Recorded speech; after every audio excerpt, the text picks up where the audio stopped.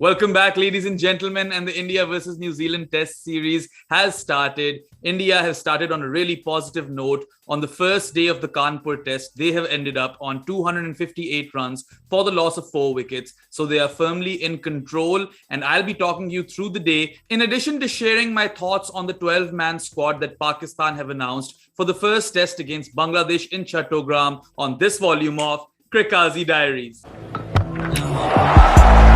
Have a look at that, smiles up, oh, it's nearly taken someone out of the stands. That was a flat 6 right under the stand there, the George Giffen stand, up into the members, and it went like a rocket.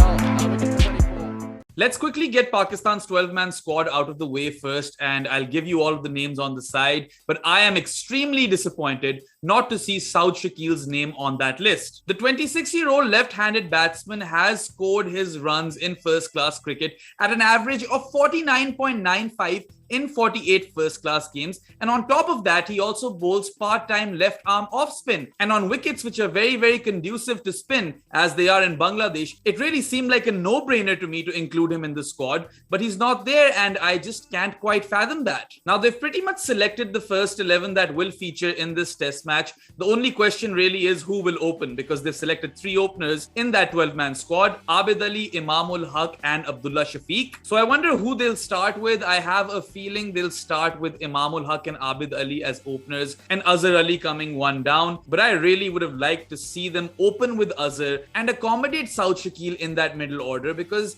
this guy's career is just going to go to waste, much like Fawad Alam's did, and I am simply not for that. I was also surprised not to see Zahid Mahmood, the leg spinner who has replaced Yasir Shah, in this 12-man squad. But I guess you have Noman Ali, who bowls left-arm off-spin, so you have that leg spinner angle already. So maybe keeping in mind that Bangladesh has a fair bit of left-handers in this squad, they've selected Sajid Khan, and Sajid was the leading wicket taker in last year's Quaid-e-Azam Trophy. So I'm not too concerned over there. I would have liked to see a leg spinner because it's always an attacking option, but I suppose this spinner combination might work as well. Let me know what you guys think about this 12-man squad in the comment section below, whether or not you agree with these selections, and do you feel that Saud Shakil should have been selected or not. Moving on to the India-New Zealand game, India won the toss and elected to bat. And the toss is so important in test matches which are played in Asia, because wherever the wicket starts to take a bit of turn, playing the 4th innings is an absolute nightmare. So I would say New Zealand are already on the back foot,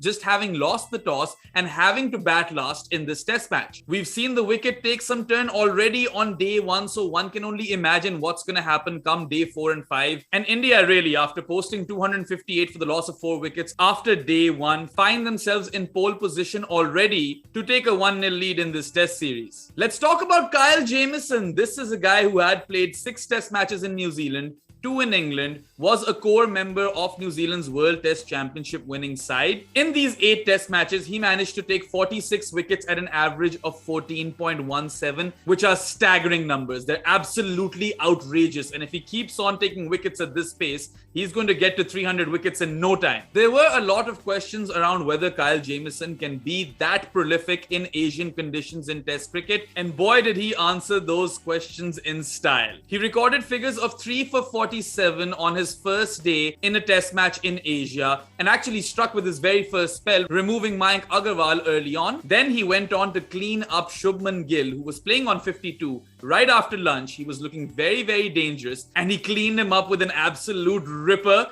2 stumps were uprooted, and it was a great sight. He then went on to remove Ajinkya Rahane, India's stand-in captain for this test match. Rahane was looking good on the day, and it was a very crucial wicket for New Zealand. So props to Kyle Jamieson. It's been a fantastic start to his test career, and an even better start to his test career in Asia. And I think he's going to go a long way. Sky is the limit. The rate at which Kyle Jamieson is taking wickets, he has already established himself as a class act. And I am confident that he's going to go on to become an absolute world beater across conditions, and he can definitely make the ball talk regardless of where New Zealand plays. In fact, he's managed to trouble India alone on 3 different continents. On top of all of these things, he can bat as well, so what an asset for New Zealand cricket. I do feel like he should focus on Test cricket because it really seems like his forte, and really the world is his oyster. If he keeps going on like this, no one can stop this guy. The other seamer that New Zealand played in this game was Tim Southee. Now they had Bolt and Wagner to choose from as well, and Southee even picked up an injury halfway through the day. He did come back to bowl a few overs, but really did not look at 100%. And while he did provide New Zealand with a very important breakthrough, he did remove Cheteshwar Pujara. I reckon New Zealand have missed a trick over here by not playing Neil Wagner. Of course, Wagner has been one of the most prolific wicket takers in Test cricket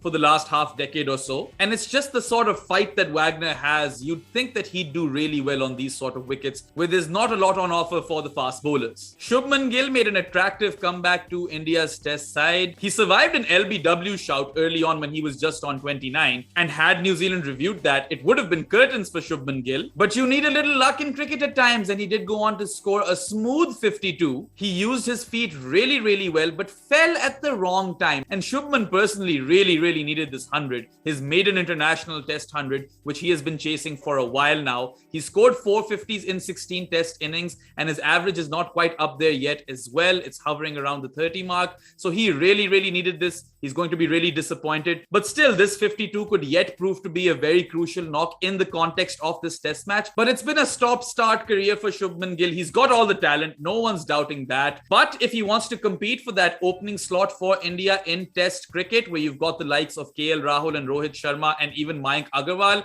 he's going to have to do a bit more. Cheteshwar Pujara and Ajinkya Rahane went on to score 26 and 35 respectively. They did manage to bat themselves in, got starts, but really couldn't convert yet again. And this has been a problem for both Pujara and Rahane. And even though both of these batsmen did manage to score some crucial runs here and there in that series versus England, which was not too long ago, they still haven't scored 100 in the longest time in Test cricket. And I think they should continue to be under the scanner, because India have got an absolute embarrassment of riches when it comes to batting talent. Take Shreyas Iyer, for example. How good was he on debut? Playing your first Test match, he came in at a very tricky period. India were 3 down for not so many, and he started off his innings very circumspectly. Then shifted gears later on, especially against the spinners, and ended the day on an unbeaten 75, 25 runs away from an opportunity to get 100 on Test match debut. And I must say that Shreyas Iyer has worked really hard to get to this point. He has played 54 first-class games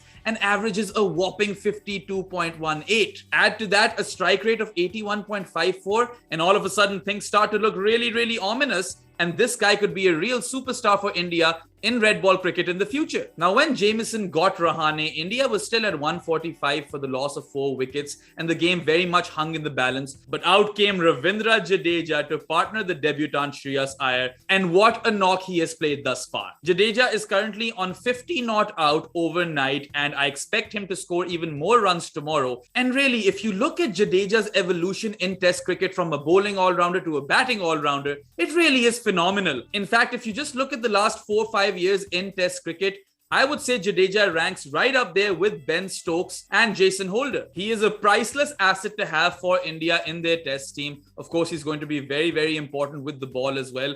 And who's to say he might even go on to score 100 tomorrow. This unbeaten 113-run partnership between Iyer and Jadeja took India to 258 for the loss of 4 wickets. And it is in fact responsible for altering the course of this game, tilting it in India's favour. Now, New Zealand played 3 spinners in Ajaz Patel, Will Somerville, and also Rachin Ravindra, who is a batting all-rounder. And none of these spinners really bowled that badly, but failed to take a wicket. And while Rachin Ravindra, who is also making his Test match debut, looked really impressive in his first spell, he bowled wicket to wicket, did not give the batsman a lot of room to play with, and on his very second delivery in Test match cricket, he got vicious turn. I'd still have to say, unfortunately, that New Zealand spinners don't look the part to win a Test series in India, which is already a nearly impossible task on its own, even if you have good spinners. So let's see what day 2 has in store for us. I expect India to pile on the runs, and the more runs they make in this first innings, the better it is for them, as they will have a bigger target to defend in the final innings. And as we all know, if this pitch is taking so much turn on day 1, we can only imagine how bad it's going to be come day 4 and day 5.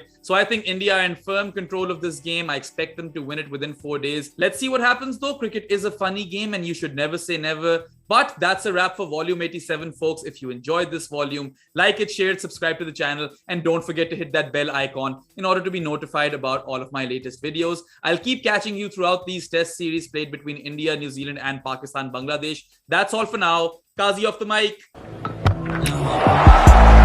Have a look at that. Smiles up. Oh, it's nearly taken someone out of the stands. That was a flat six right under the stand there, the George Giffen stand, up into the members.